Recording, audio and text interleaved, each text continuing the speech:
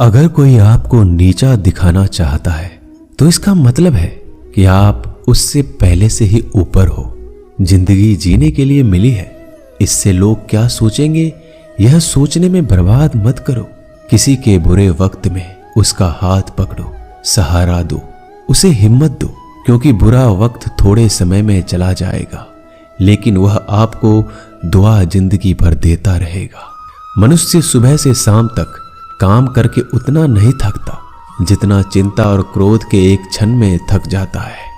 संबंध परमात्मा से अच्छे बना लो तो तुम्हें किसी की जरूरत नहीं पड़ेगी, तुम खुद सबकी जरूरत बन जाओगे। सलाह देने तो हजारों आते हैं लेकिन जब साथ देने की बारी आती है तो केवल भगवान आते हैं। जीतने के बाद तो सारी दुनिया गले लगाती है, क्योंकि जो आज आपके साथ है वह कल आपके खिलाफ हो सकते हैं। बिना मतलब के कोई आपकी इज्जत नहीं करेगा, लेकिन खुद को इतना काबिल बनाओ कि लोग बिना मतलब के भी आपका इज्जत करें। भगवान कहते हैं सोने से पहले तुम सबको माफ कर दिया करो और तुम्हारे जागने से पहले मैं तुम्हें माफ कर दूंगा। भगवान ऑक्सीजन की तरह है जिन्हें आप देख नहीं सकते, लेकिन उसके बिना आप रह भी नहीं सकते।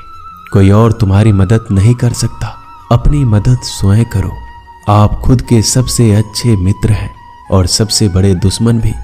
इंसान तब समझदार नहीं होता जब वह बड़ी बातें करने लगे, बल्कि समझदार तब होता है जब वो छोटी छोटी बातों को समझने लगे। आप किस समय सही थे इसे कोई याद नहीं रखता, लेकिन आप किस समय गलत थे ये सब याद रखते हैं। सब दुख दूर होने के बाद ही मन प्रसन्न होगा, यह आपका भ्रम है। मन प्रसन्न रखो, सब दुख दूर हो जाएंगे, ये हकीकत है। किसी भी व्यक्ति की कोई भी बात बुरी लगे तो दो तरह से सोचो। यदि व्यक्ति महत्वपूर्ण है तो भूल जाओ, और बात महत्वपूर्ण है तो व्यक्ति को भूल जाओ। रिश्तों का संबंध सिर्फ रक्त से नहीं होता, जो मुसीबत में हाथ थाम ले उससे बड़ा कोई रिश्ता नहीं होता। भगवान कहते हैं तुम सब कुछ मुझे सौंप दो, सारा दर्द परेशानी, और बिल्कुल हल्के होकर मुझे याद करो। धीरे धीरे तुम्हारा जीवन बदल जाएगा। हर रोज रात को सोने से पहले भगवान को अपनी पूरी दिनचर्या बता के सोएं। अगर आपके द्वारा किसी का दिल दुखा है तो मन ही मन उससे माफी मांगे। अगर आपका किसी ने दिल दुखाया है तो उसे माफ करके सारी चिंताएं भगवान को सौंप कर सो जाए। यकीन मानिए इससे आपकी जिंदगी खुशनुमा बन जाएगी। क्रोध बोला हुआ एक शब्द इतना जहरीला हो सकता है कि आपकी 1000 प्यारी बातों को 1 मिनट में नष्ट कर सकता है।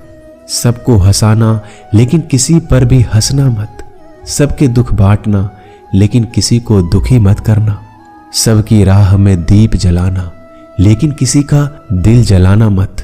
यही जीवन की रीत है, जैसा बोओगे वैसा ही पाओगे। दुआएं और प्रार्थनाएं असंभव को भी संभव बना देती है।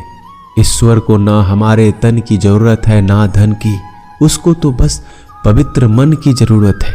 इसलिए वो हमें कुछ भी छोड़ने के लिए नहीं कहता, बस कहता है बच्चे मन से विकार छोड़ो, गंदे विचार छोड़ो। जो आने वाला है वो हमेशा गुजरे हुए कल से बेहतर होगा। यही एक सोच आपके जीवन में कभी निराशा नहीं होने देगी। झूठ कितना अजीब है, खुद बोलो तो अच्छा लगता है, दूसरे बोले तो गुस्सा आता है। खुशियां चाहे किसी के साथ भी बांट लो, पर गम हमेशा भरोसेमंद इंसान के साथ ही बांटना चाहिए। जीवन में समय चाहे जैसा हो, परिवार के साथ रहो तो सुख बढ़ जाता है, दुख हो तो बढ़ जाता है। सच्चा मित्र वही है जो उस समय में भी आपके साथ खड़ा हो जब सारी दुनिया आपके खिलाफ हो। आपके पास जितना भी है उसके लिए बार बार दिल से धन्यवाद कहें, हर वक्त कहें। यकीन मानिए जितना भी है वो जल्दी कई गुना हो जाएगा।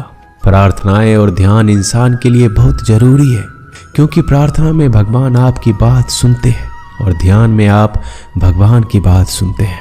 श्री कृष्ण से कितना कुछ छूटा, पहले माँ छूटी, फिर पिता छूटे, फिर जो नंद किशोर मिले वो भी छूटे, संग साथी छूटे, राधा भी छूटी, गोकुल छूटा, फिर मथुरा छूटा।